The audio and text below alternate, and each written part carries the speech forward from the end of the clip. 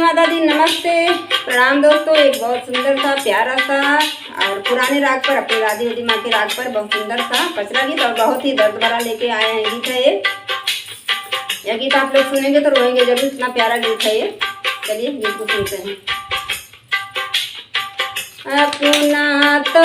बैठी मैया निमिया की चौरिया हो छोहरिया वो न करीना, हरे घर फेरिया लगावई हो छोहरिया वो न करीना, घरे घर फेरिया लगावई हो छोहरिया वो न करीना,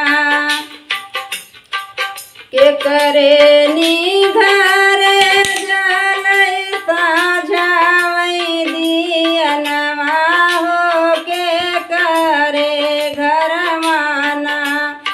बाटई नीतिया नियरिया हो, के करे घर माना बाटई नीतिया नियरिया हो, के करे घर माना,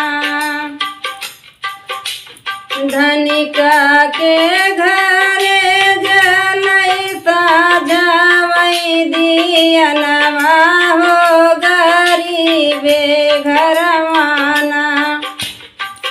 बाटई नीतिया नियरिया हो, गरीबे घर माना, अपना त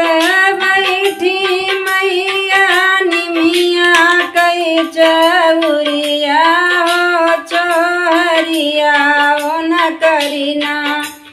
हर घर फेरिया लगावई हो छोहरिया वो न करीना,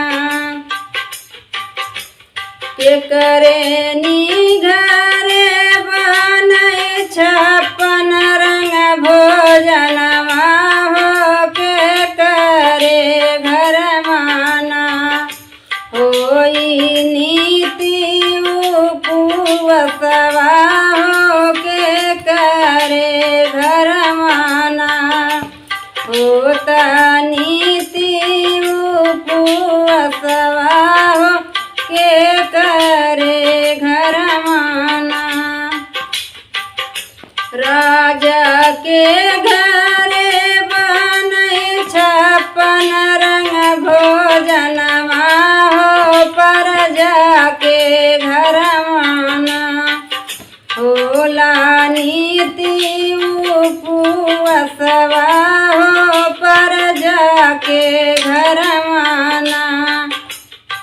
होला नीति उपवसवा हो, प्रजा के घर माना, अपना तो बैठी मैया निमिया की चौरिया हो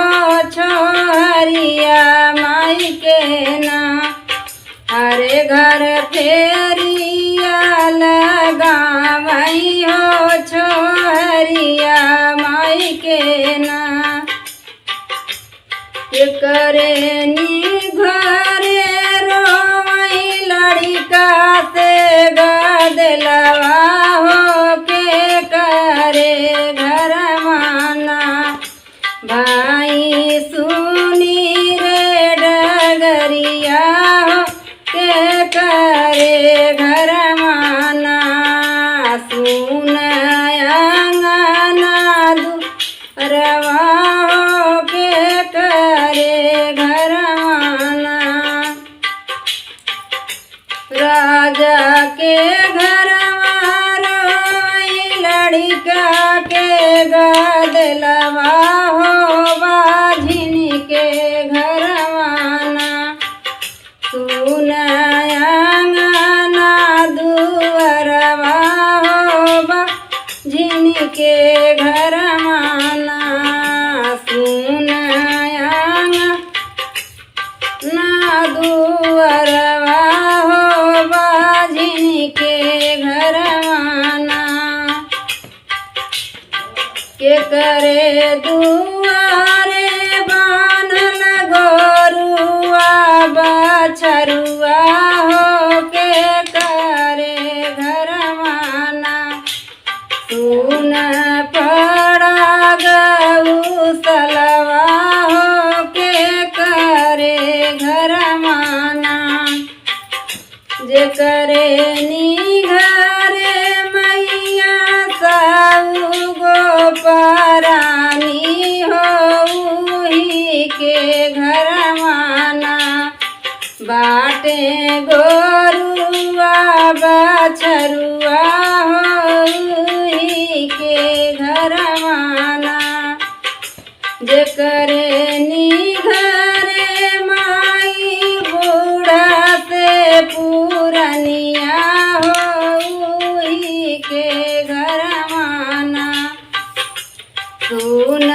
बाटई गौसलवा होई के घरवाना। आशा करते हैं ये देवी गीत पचरा आप लोग को जरूर पसंद आएगा। गीत अगर पसंद है तो लाइक शेयर चैनल को सब्सक्राइब कर लेना। धन्यवाद।